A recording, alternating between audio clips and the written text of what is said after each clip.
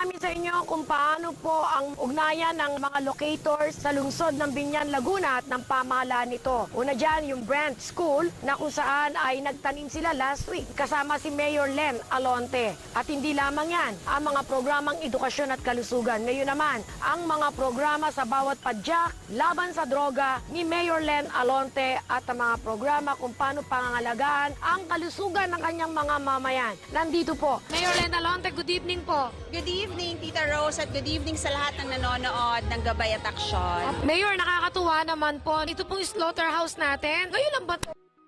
Ngayon natin in-inaugurate. Noong previous administration, meron na tayo at dating slaughterhouse natin. Pero ngayon, bagong management at nakakatuwa dito ay kapartner ang city government. So ito nga yung isang programa na inilunsad ng ating Presidente Noynoy Aquino na palakasin ang public and private partnership. Itong ASMC ay nakipag-partner sa city government para makapagbigay ng isang magandang slaughterhouse. Sa buong Laguna, dito lang sa Biñan, yung merong high-tech na mga kagamitan o equipment. Hindi lamang pinapangalagaan ang kalusugan ng ating mga mamamayan, kung hindi, dito ay parang pinoproteksyonan din ang welfare ng mga hayop. Ang city ay meron silang percentage na makukuha sa lahat ng mga magpapakatay dito. Hindi na tayo naglagak ng salapi para construct ng ganito kagandang slaughterhouse. Sila lahat iyon, pinaka-importante ay masigurado nga ng ating mga kababayan ay maging free. Alam niyo naman ngayon, yung mga botsa, mahalaga higit sa lahat ay ang kalusugan ng aking mga kababayan. Yung sa side din ng government, tayo ang magmomonitor, magsisigurado na talagang ang lahat ng ibebentang mga meat ating lungsod ay dumaan sa tamang proseso. Today ay binigay ang accreditation ng NMIS dito nga sa ating kapartner. AA, second to the highest na accreditation yung binigay sa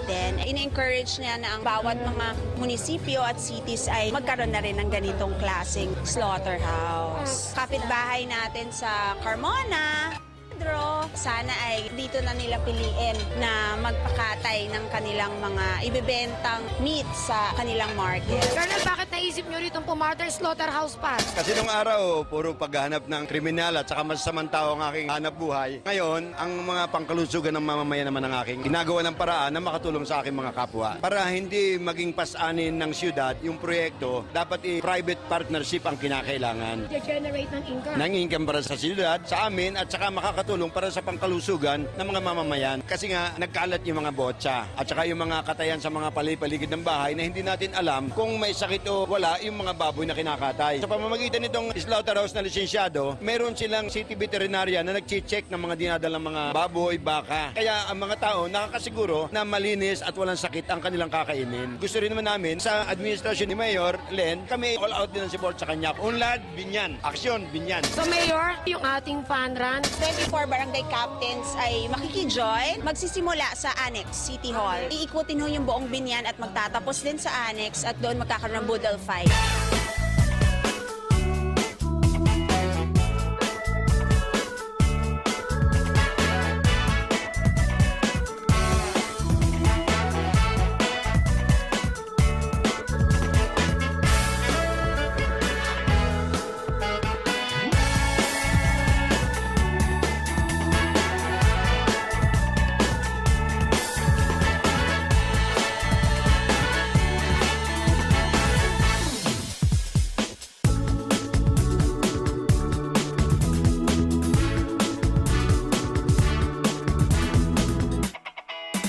Binanggit ng ating district supervisor, sa kanilang klase ay isisingit natin yung police ko, teacher ko. Yun yung bagong program. Para yung mga bata pa lang, maging aware na kung pag pinasok nyo ba to, anong inyong makukuha dito. So, awareness, education, yun igit sa lahat, yun ang mahalaga eh. Through prayers, naniniwala ako na mararating natin ang bawat pangarap para sa ating lungsod. Sa lahat ng mga nag-join dito sa ating napakahalagang event ngayong araw na to, ang Padyak kontra Droga. Maraming salamat ho sa inyong partisipasyon. Marahil sa inyo ho ay ito ay simpleng event lang ng pagbabike, pero sa amin ho dito sa lungsod at sa PNP ay napakalaking bagay ho ng ginawa nyo ngayong araw na to na magbigay ng panahon at para mapakita sa bawat isa na kayo ay lumalaban din kontra droga. Unlad Biñan, aksyon Biñan. Proyektong iiwanan ng aking pinalitan ay pagpapatuloy po natin lalo ng laban natin sa droga. Unang pagkikita pa lang po namin yung kanyang sinseridad, maging maunlad at maging mapayapa yung city ng Biñan, si Mayor Lenlen. Ang Bureau of Protection ng Biñan ay malugod na sumama sumama rito sa kanilang programa sa Padyak kontra laban sa droga. Sa iyo, Mayor, sa Class 97, Unlad Binyan,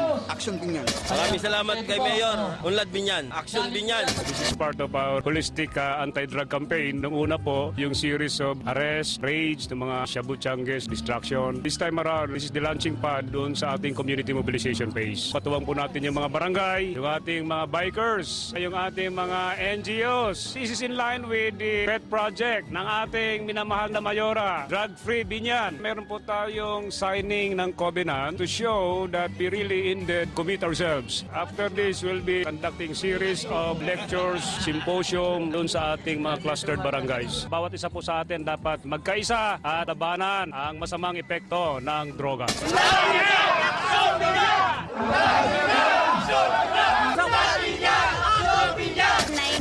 926 recipients ang nabigyan natin ng PhilHealth cards. Yun ay syempre sa tulong muli ng ating mahal na Pangulong Noynoy Aquino. Karamihan sa kanila ay merong Happy Card, yung Health Assistance Program for the Indigents, na binibigay ng local government. Tapos nabigyan pa sila ng PhilHealth.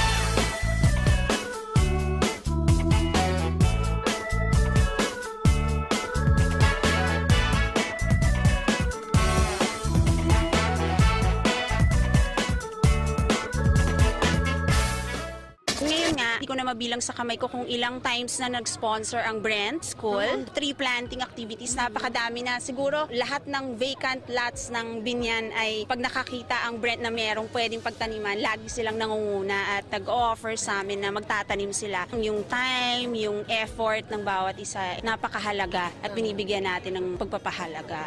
Our environmental club, they're called the Green Earth Ambassadors. We try to celebrate Earth Day every day because it takes just a little bit of people doing something every day to help Mother Earth, because if we don't help Mother Earth now, it won't be around for our children and our grandchildren. Number one, it shows that they can be of service. I strongly support the fact that we want students to come out and actually do something, not just they can all probably go to their parents and ask mom and dad for an extra 100 pesos or 500 pesos or something like that, but we're not interested in that. I'm much more interested in having them come out, maybe use the 100 pesos to buy a tree and then come out and plant it themselves. It's just a pleasure for Brent to be involved in this kind of an activity, and we appreciate the support from the mayor's office has been overwhelming. Thank you. Ulad Binyan, Action Binyan.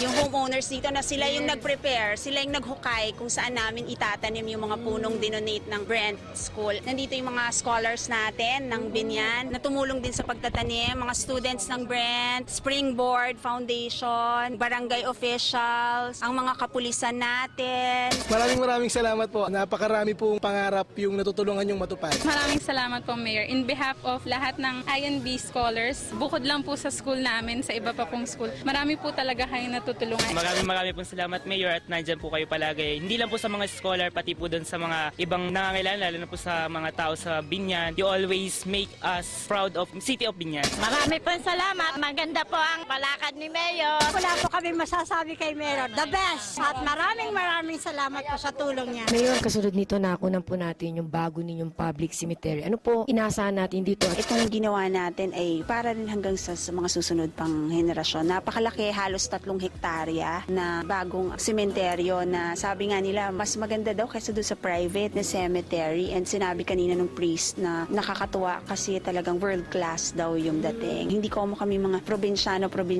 deserve ng mga taga-Binyan ng isang magandang himlayan. Mababa yung presyo, pero kahit mababang presyo, maganda naman yung kalidad.